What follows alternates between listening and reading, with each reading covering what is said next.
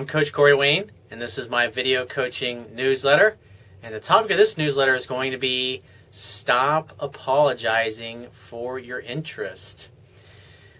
Well, basically what we're going to focus on this video is why being overly apologetic, overly nice to the point that it appears fake, being dull and boring in text instead of direct and getting to the point, being too accommodating, holding back when you should be making a move, etc., will slowly lead to women losing interest and judging you to be a mangina instead of a man. So I got a quote before we get into this. So I got an email here from a viewer, and I got a couple quotes I want to go through first. But basically, this guy went out on 4 or 5 dates, thought things were going well, and so he's actually included some of his texting exchanges back and forth between him and the girl. And so we're going to go through it and obviously be able to pick out exactly where he's making a lot of mistakes here. And so it's pretty obvious to me why he got stuck in friend zone and she no longer wanted to see him, because it's like everything he was doing was like apologizing. And so the first quote I want to share is by Albert Einstein. And it's, "Unthinking respect for authority is the greatest enemy of truth." You know, I talk a lot about TV and the movies and what you see on TV and how it influences people. And it's like when you see something on the television or you hear it on the radio, we tend to just assume that, oh, well, or that politician, like, oh, he wouldn't fucking lie to us. And that, you know, now you got the advent of YouTube. You can see politicians, like one week they're saying one thing and the next week they're saying the exact opposite. And so you can actually see them in their lives, but even though that stuff's available to us, we just see it and go, nah, he's really a good guy. He's really doing the right thing. It's like, come on, man. It's like we all bullshit ourselves. And so before I get into this guy's email, I want to read the words of an alpha, of the way a man talks and the way a real man thinks and how he's fearless about his purpose and his mission in life and going after the things that he wants. And then after we get done reading that, then I'm going to go through his email and see if you can pick out the difference in the tone, where this guy sounds sure of himself and where he sounds unsure of himself. And so obviously this poem is from Chief Tecumseh, I think is how you say it. It's from the movie Act of Valor. And I've read it before, but I think it's so powerful to go through it again, especially before we get into this guy's email, because there's a night and day difference between the tone of the quote I'm about to read you and the tone of this guy's email. And so the poem goes, "So live your life that the fear of death can never enter your heart. Trouble no one about their religion, and respect others in their view, and demand that they respect yours. Love your life, perfect your life, beautify all things in your life. Seek to make your life long and its purpose in the service of your people. Prepare a noble death song for the day when you go over the great divide. Always give a word or a sign of salute when meeting or passing a friend, even a stranger when in a lonely place. Show respect to all people and grovel to none." Grovel to none, remember that. "When you arise in the morning, give thanks for the food and for the joy of living. And if you see no reason for giving thanks, the fault only lies within yourself. Abuse no one and no thing, for abuse turns the wise ones to fools and robs the spirit of its vision. When it comes your time to die, be not like those whose hearts are filled with the fear of death, so that when their time comes, they can weep and pray for a little more time to live their lives over again in a different way. Sing your death song and die like a hero going home." I think that's so powerful. So let's get into this guy's email and go through it here. He says, "Hey, Coach, I've never experienced this before. Normally, I get a hint of something not going well or a change of heart, but after 4 or 5 dates here, it's gone completely cold turkey. I'm wondering if it's a case of me being impatient or if it's a done deal here. I suspect the latter, as she's got another guy in the wings, a new guy or the old flame, or maybe she's just one of those walking wounded with baggage. More than likely, it's your approach, my man." So he says, "We're in our 40s, and she was in a 5 or 6 year relationship. I'm not sure how recent that experience was. It did not try to expand on it so as not to give it attention early on. She's very much into her immediate family and spends a lot of time with them, actually. Or at least she says she does. On several of the dates, she reminded me of how involved she was and how busy she was. And if a woman's reminding you of how busy she is and how full her life is, that is usually the sign of, whoa, dude, you need to slow down. You're trying to force things. You're pushing things too fast. You're starting to make me feel like you want to get me into a relationship and a commitment. So in other words, the reason she's bringing that up is because, just like the quote from Thich Nhat Hanh, I think is how you say it, you must love in such a way that the person you love feels free. And so when she's dating you, she's starting to already feel like she's losing her freedom. So that is the first sign of something going sideways here, and you probably you didn't even notice it. So he says, I even recall her saying, I need to learn to say no along the way, and I've certainly had the impression she tends to spread herself too thin and tries to do too much. Both of us, I'd say, so that, maybe she's the type of girl that just goes along with things. In other words, she's really not that into you, but yet she keeps hanging out with you because she had nothing else going on in her personal life. So he says, both of us, I'd say, are busy with our lives and relatively successful, but she appears to be much busier than me. Tells me you're over pursuing. If you're talking to a girl that much to know that her life is that busy, then you're definitely over pursuing. He says, key point, we were introduced through a mutual friend on a blind date. He says, upon the intro, I honestly did not show much interest, as she was not really my type, but I was polite and just said to myself, just engage in conversation and simply socialize. Eventually, we ended up at our own bar and spent several hours together. We left on a good note, and I actually started to warm up to her, surprisingly. When we parted, I asked her if I could take her out, and she gave me her number. Please, Your Highness, may I have the honor of your presence? I know I'm so lowly and I'm so unworthy, but please, will you please let me take you out and spend money and try to bribe you for sex with dinner? That's basically what you're communicating by asking it in this way. If you're confident, you'd say, hey, when are you free to meet up for dinner? Hey, when are you free to get together for drinks? That's a confident way to say it. So he says, I contacted her the following week to set up a date, and we had a nice time midweek with some food and drink along with a nice walk. We ended up at a bar and closed the place down. We cabbed it back and I dropped her off. No goodnight kiss, but that was definitely my fault. Yep, you didn't go for the kiss. So it's the second time you've been out with her and you haven't gone for the kiss. This communicates that you're timid and you're unsure of yourself. And if you're a guy who's used to hooking up and getting what you want like James Bond, you'd have been kissing her.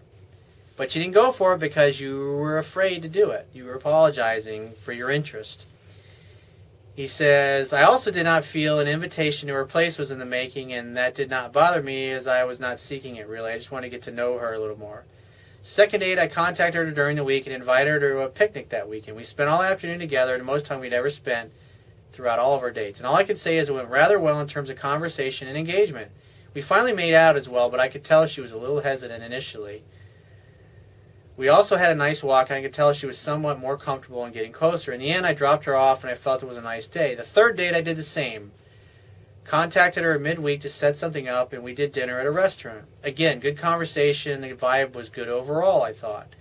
Upon walking her back to her place, we held hands along the way and kissed. My gut told me she was getting more into me now.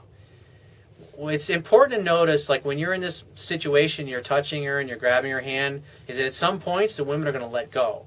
And where guys make a mistake in this area is that when she pulls away, he grabs her hand back. That communicates neediness. And you got to remember, I devoted a chapter to this in my book. Women are like cats, so they kind of come and go as they please. Sometimes they get bored of holding your hand. Sometimes they want to go look at something in the window at a shop. Let them go. They'll come back.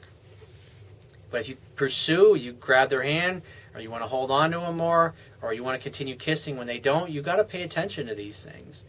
You got to develop your sensory acuity, like I talk about in my book. He says, but I was not about to press for more, and I just kissed her goodnight. What I will say is that kissing this time felt deeper and more intimate. I really felt her lips more this time around. It's also during this date that she tells me she'd like to invite me to dinner at her place soon. So if she says something like that, I'd say, great, well, what'd you have in mind? When did you want to get together? And she's like, oh, I got to check my schedule. Like, great, well, we'll talk later in the week then. So fourth date, he says it was similar to the third date, but instead of dinner at her place, I took her out. She had been too busy with little time for doing something at her place was the right reasoning. Hang out, have fun, and hook up. That's the bottom line. And she's already talking about inviting you over to her place. That's a good sign. But now you're trying to be overly nice, being Mr. Nice Guy. He says, but I still wanted to see her and was able to get her out for dinner. So it sounds like you had to plead with her. It sounds like it was difficult to get her to go out with you. I thought the date went well, but perhaps not as great as the third date. We had a post-dinner walk in a somewhat sketchy part of town that did not make her feel comfortable. We kissed again, and on the cab ride back to her place, I felt close and held my hand on her thigh, and I could tell she liked us because she got close. Yet I dropped her off, and again she said she'd like to have me over for dinner next time, over next weekend. So she's bringing it up. It's your job to be the leader and make that happen. So he says, next weekend comes around and I check in, but she calls for a rain check less than 2 to 3 hours from when we're supposed to get together as a family had come into town. That sounds like BS. He says, I tell her yes, of course, and wish her fun. And the thing that's a little different here is I texted her early enough in the day to give her a response, but she only got back to me late. Tells me you're setting dates, but not setting definite dates. You're leaving things up in the air. Again, this is expressing weakness, that you're not being very direct in getting to the point. Well, once we get to the text here, you're going to definitely see that. He says, Thursday of this past week, five or so days after the rain check, I check in to see if we can get together. Nothing. And it's 3 days later now from checking in. It just seems really odd to me. My approach all along has been to not do much of anything outside the dates. In other words, I've texted her and called to set up dates, and that's pretty much it. So let's go and look at some of his conversations. So here's what he says. Hey, it's so-and-so. We met last Friday. Not sure if you have plans yet for the weekend or not, but perhaps I can interest you in doing dinner or grabbing a drink on Saturday. Perhaps I can interest you? That's basically, well, most women don't say yes to me when I ask them out, but maybe you'll be the one that's different. I mean, that's how you sound. I would have just said, hey, this is Corey. Hope you're doing well. I wanted to see when you're free to meet up for a drink, ? And I would have said that. Because if she didn't remember who the fuck I was, she'd be like, who are you? Would you want to go out with somebody that doesn't remember who you are a few days later? Probably not. But I also wouldn't have been texting. I would have called her and I would have said, hey, so-and-so, this is Corey. Hope you're doing well. Wanted to see what your schedule's like so we can meet up for a drink. Give me a call. And left my number, and that would have been it. If she would have been into me, she would have gotten back. If not, she would have ignored me. Because texting is a little... Picking up the phone and calling somebody and leaving a message shows a lot more confidence than texting. That's just the bottom line. So he sends this text, and so her response back is, hey, nice to hear from you. I'm heading to X on Saturday for a friend's birthday, but maybe a late dinner around 9 o'clock. Is that too late? And then he responds back, yeah, perhaps a little late for dinner, maybe a couple of small plates and a drink. Also, we can play it by ear. If X runs late, wouldn't want you feeling rushed to get back. It's like, dude, like you're sounding like a butler. You're sounding like the gay male girlfriend as opposed to a lover who's going to meet up with her, hang out, have a great time together, and have great, awesome sex afterwards. Women want to be in a love story with a guy who knows what he wants, who's used to getting what he wants, and he acts like the leader. She says, sounds perfect. I'll call you on my way home and we'll figure out a game plan. Maybe we can bundle up and see the light show. So now she's talking, bundle up. That's talking about getting together. And so you took way too long to make a move and make things happen. This girl was actually more open because she's talking about getting together and cuddling and doing things like that. And so your job should be create a fun-filled romantic opportunity for sex to happen. And then he says, okay, until then, have fun. And then she says, hey, my phone is dying, but plan to leave, blah, blah, by 6 at the latest. 8:30 should work. Does that still work for you? And then he says, sounds good. And then he says, I'm going to get in a little workout, and I'll be out of pocket for a while. I should be back after 7. She says she's ready. And then he says, great, I'm in the cab. I'll be there in 5. So obviously they met up. And so the next day, they're talking about golf. Golf was definitely in. Had a nice day. I hope you had a chance to get out too. Glad we went out last night. It was nice to relax in great company. And she says, same. Amazing weather. How was your game? Went for a walk this morning. Then brunch with some mimosas. Needed water. Too funny. We were like stowaways on the balcony last night. Had a great time. Thanks again.